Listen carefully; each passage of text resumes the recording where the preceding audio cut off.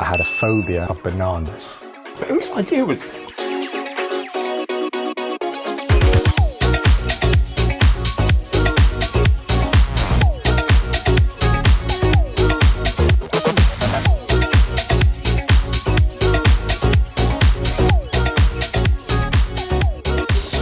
Nice trousers, by the way. Thanks, mate. You too, actually. Round one. Yeah, go for it, mate. Serial killer ball knowledge. Closest to the answer wins. What years was the first recorded British serial killer active? Big question, when did time start?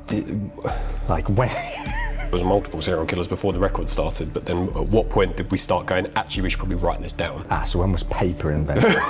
When was the pencil invented? That's what I want to know. I'm gonna go 1664. Okay, that's interesting. I was going to go way before that. I'm going to go 1505. I think it's way before that. This is when it's like, it's just like 2013. Yeah. The answer is 1597. What a guess, I pulled that. Well, your top pocket. How many confirmed years did the Zodiac Killer's active period span? 73. Oh, you answered. Years? You're locking in 73 years? No. What have I misunderstood? I'm going to go 15 years. 15 years, right. Do I now mug you off and go below? Yeah. Or have Can't wait for it to be 73. Can you imagine? Because I am actually quite a nice person, I'm going to give you a little leeway and I'll go 17 years. Correct answer is 2. Oh, so that means we're back to this. Tiebreaker. How many confirmed victims did Ted Bundy confess to killing? It's a good question. Well, I obviously didn't confess to all of them, right? Do you have any clue at all? No idea. Should we go 3, 2, 1 and say the amount you think? Okay, I'm going. Do you know what you're going? Yeah, I'm going out there because I think. Ready? Yeah. 3, 2, 1, 0. Ooh.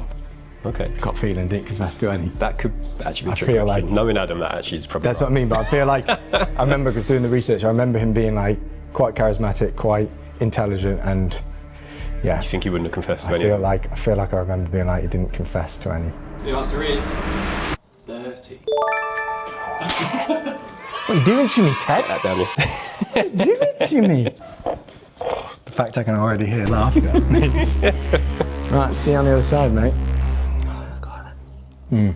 Wow, not the worst thing I've had in my mouth.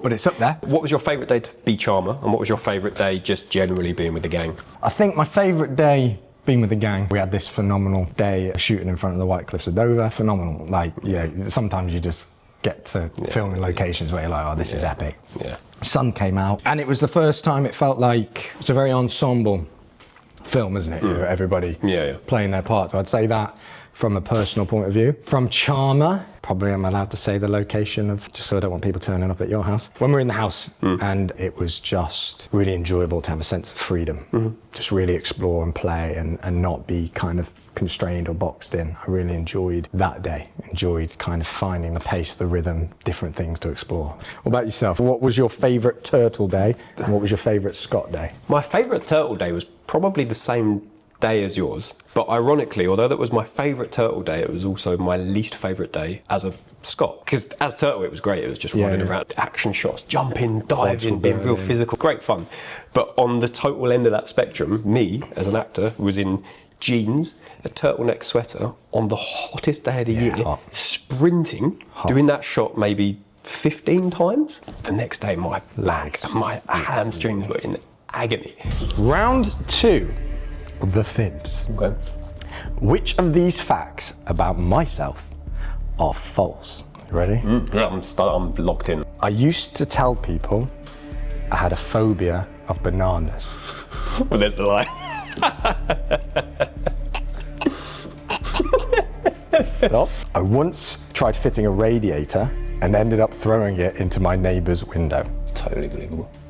You've seen it, right? You've seen the rage. Okay. I once broke onto the Golden Hind and legitimately tried sailing it out to sea. The second one I immediately know is true. I'm not even gonna waste time. Remind me of one again. Look me in the eyes. I used to tell people I have a phobia of bananas. Okay. And then look me in the eyes and tell me the third. I once broke onto the Golden Hind and legitimately tried sailing it out to sea. Yeah.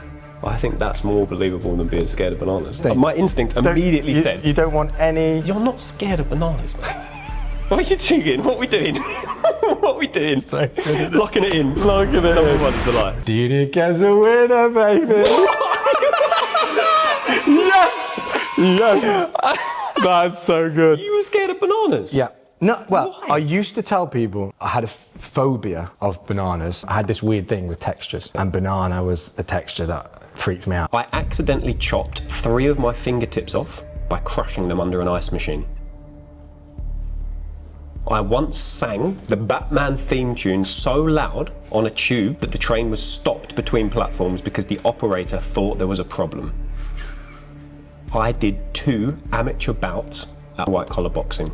Turtle definitely has the capability of chopping 3 of his fingertips off. Numpty. I was working at a bar and I came into the shift and there was a contractor note saying that an ice machine's going to get delivered and 2 were expected to turn up. Only 1 did. Big mistake.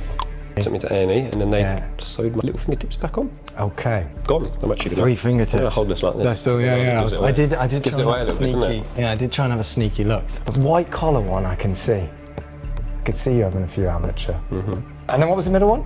I once sang the Batman theme tune so loud on a tube that the train was stopped between platforms because the operator thought there was a problem. Will you or will you not coming from a West Ham game? Maybe. That's the one that I'm like. Depends if we won or lost. That could be true because I'm like, it was post West Ham and they won. I reckon he's giving it the big one on the tube. I'm going to put you in the firm lad bracket. I'm going to lock in number 2. That you Batmaned it on the tube. And... Yeah, you think that one's true? Post West Ham game. I chopped my fingertips off. Yeah. See those brothers?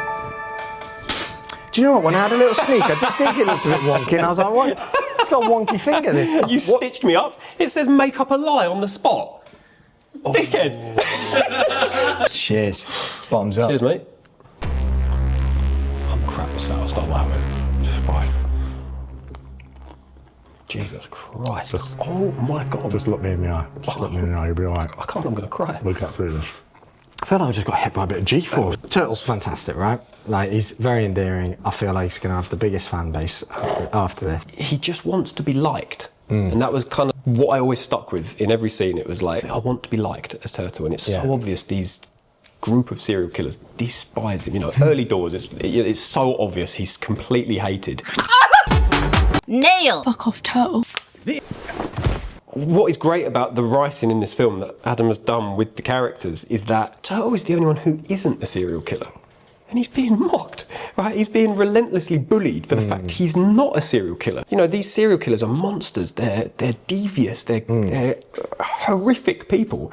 And actually, probably the nicest bloke out of the lot, from what you think at the start. You don't say you say yourself. He's Turtle. Yeah, well, he is. Like, he's not a serial killer. He's in a room full of serial killers, and he just wants some friends. And I think he's just latched onto this group. I don't say this lightly. When I sat down and watched that draft of serial killers, I think Charmer is going to go down as one of the greatest comedy characters of all time. That's bold. That is bold. But Thank I you. stick with it. Thank I you, stick but with that it, is and I bold. think you've absolutely smashed it out of the park. The way I approach any character is always try and find the humanity, find the heartbeat. And with Charmer, I very much felt like he was Jekyll and Hyde. He had these 2 personas where it was like, the more he was in control of a situation, the more charming he was. So. It felt like to me you had a grip on Charmer because you were always trying to find a way to fit the scratching into different scenes and stuff, and it was the way I gathered that it's how you bring yourself into Charmer. Little things like that I used to watch you do and think, that's really cool, impressive how you kind of grip the character and be like, this is my way of getting into him. Yeah, I appreciate that. Yeah, and like, because then for me, that's those subtle moments. At theatre, you kind of show everything, right? And it's all there for you. Where in film, the nuances are a lot more subtle and you have to find ways of giving the audience some of that information, but not just going, I'm losing control. Yeah. You know? Round 3. Yeah. Invasive thoughts. Oh, wow. Okay. Good? Is it good? Choose another actor to replace a serial killer in the series. Both of you must answer.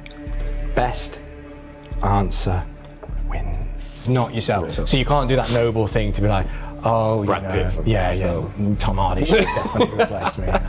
I'm going to choose Charmer. Okay. Yeah, sorry, mate. It's all right. And I'm going to cast Glenn Howerton, Dennis out of Always Sunny, to play Charmer. I genuinely thought, because you haven't seen Always Sunny, have you? No. And I remember asking the you. clips you boys sent me Yeah, I remember YouTube asking you early on, like, oh, did you base Charmer off of Dennis in Always Sunny? And you've never seen it. Yeah, it's pure coincidence. You go watch Sunny. If anything, he's maybe based Dennis on Charmer. I am untethered and my rage knows no bounds! He's been doing it like, copied what, serial killers. 15 years, and they'll be like, he's definitely copied. Love you dearly, sorry, I'm gonna have to go Helen Mirren for Widower. Because I think that would be... We're giving Adam ideas. We're getting recast in this that's what I mean. That's what this question is, isn't it? Yeah, it's research. How can we replace you in the series? Please give us the best ideas. Okay, who wins? Hands up for Scott wins. Yeah, good answer. 3 hands up for Kevin wins. I'm going to put Yeah, right, this is what I was going to say. We'll both suffer. We'll both suffer. I knew it was going to be mate. something Get us like another that, cup. because Come it was on. like... What for you do you think the future of Serial Killers Anonymous deserves? Oh, that's a good question. Actually, similar. I'll give you my question because it's similar. What do you hope for Turtle and the future of the project? So it's really interesting that yours is like the whole. I hope it finds its audience. I think with a lot of indie projects, that's the biggest challenge: is finding your people, finding your audience. You know, the ones that are going to resonate. Enjoy the film. Just have fun. You know, the hard work and what everyone's put into it. I'd love to see it have like a theatrical release. You know, go on to be a successful TV series. I'm excited to see the universe expand in a sense, because now we've created this batch of serial killers. I love the idea of multiple.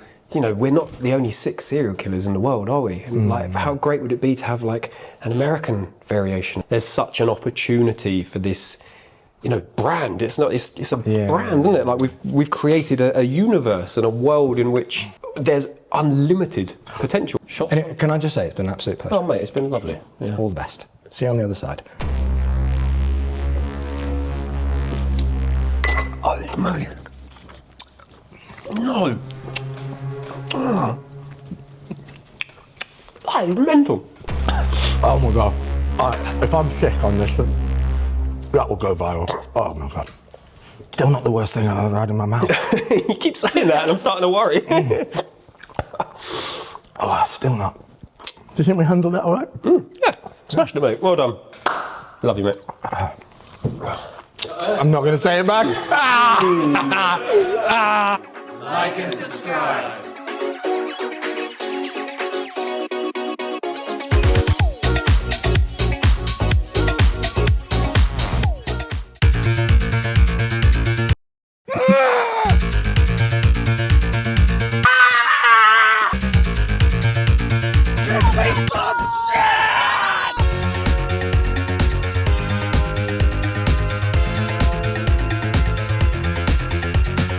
I may have left my calling card. What? Technically it's our calling card.